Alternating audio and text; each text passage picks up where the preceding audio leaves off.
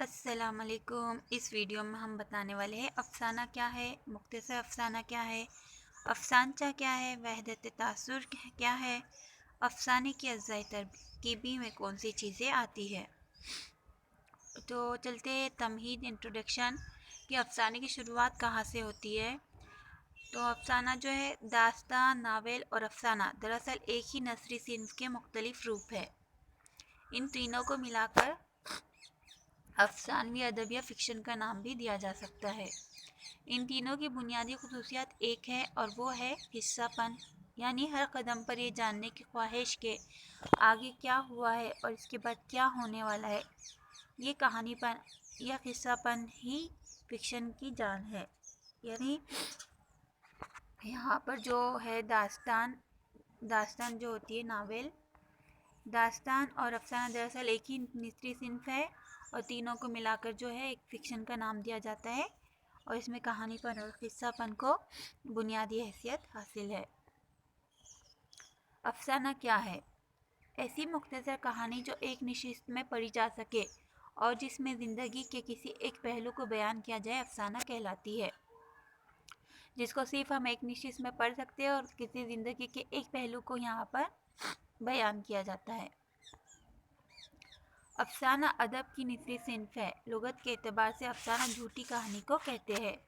لغت کے اعتبار سے تعریف افسانے کی کہ جھوٹی کہانی کو افسانہ کہتے ہیں، لیکن ادبی اصطلاح میں لوک کہانی کی قسم ہے۔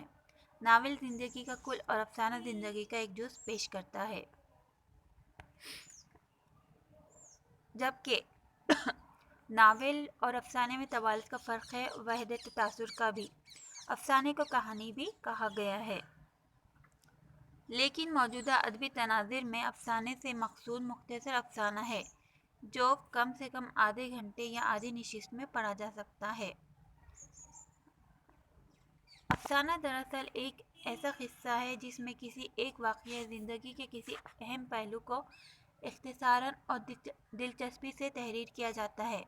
اس کی ترتیب میں اجزائے ترکیبی کا بہت زیادہ عمل دخل رہتا ہے اور اس میں وحدت تاثر کو زیادہ اہمیت حاصل ہوتی ہے۔ افسانہ زندگی کے کسی ایک پہلو یا واقعے کی خالقانہ اور فنی پیشکش ہے اور عموماً کہانی کی شکل میں پیش کی جاتی ہے۔ ایسی تحریر جس میں اختصار اور اعجاز کی بنیادی حیثیت رکھتے ہیں، وحدت تاثر اس کی سب سے اہم خصوصیت ہے۔ وحدت تاثر افسانہ دوسری طرح کی کہانیوں سے اسی لحاظ سے منفرد اور ممتاز ہے کہ اس میں واضح طور پر کسی ایک چیز کی ترجمانی اور مصوری ہوتی ہے۔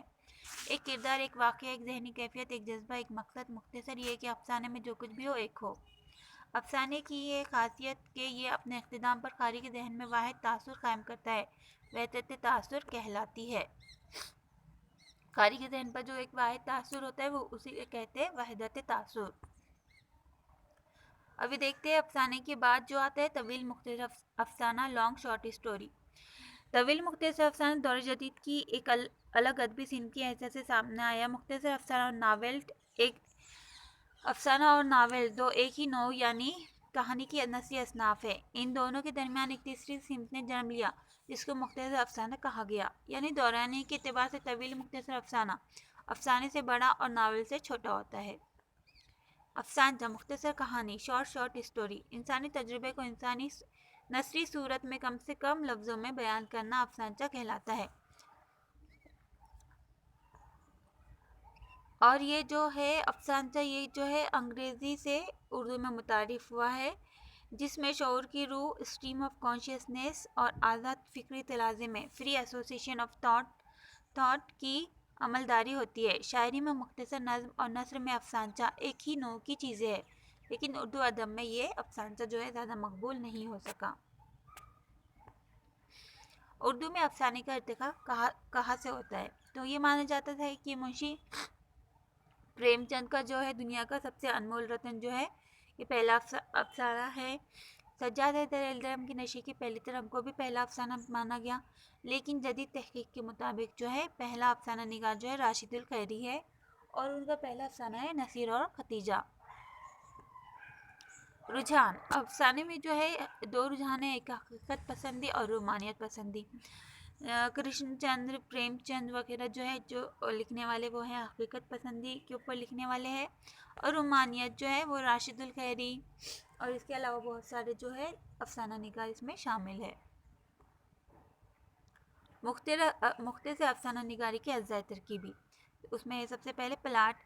مختلف افسانے میں جو کچھ پیش کیا جاتا ہے اس میں ترتیب کا خاص خیال رکھنا چاہیے۔ افسانہ آگے بڑھتا ہے اور اسی کا نام پلاٹ ہے۔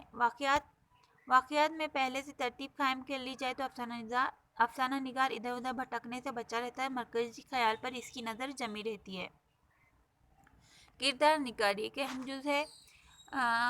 افسانے میں کم سے کم کردار ہو تو اس میں کہانی مجروح نہیں ہوتی، اور مرکزی کردار تو ایک ہوتا ہے، باقی کردار کہانی کو آگے بڑھانے میں مدد کرتے ہیں۔ اس کے بعد اسلوب، افسانے کی زبان سادہ رواں ہونی چاہیے، اور جس معاشرے کی انسان نمائندگی کر رہا ہو اس کی اس معاشرے سے مناسبت بھی ہو۔ افسانے کا آغاز اور اختتام دونوں مؤثر ہونے چاہیے، اور جسے افسانہ جب شروع ہو تو فوراً قاری کو اپنی طرف راغب رکھے، اور جب ختم ہو تو قاری کے ذہن پر اثر ضرور چھوڑے۔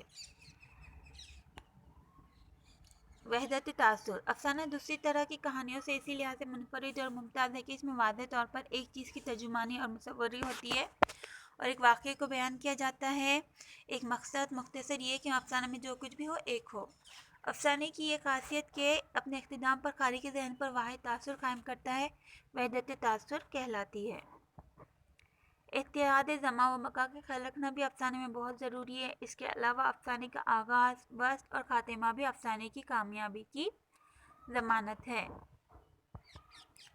تو امید ہے آج کا ویڈیو آپ کو پسند آیا ہوگا۔ اگر ویڈیو پسند آیا ہے تو پلیز لائک کیجیے، شیئر کیجیے، سبسکرائب کیجیے۔ شکریہ، جزاک اللہ، دعا میں یاد رکھیے۔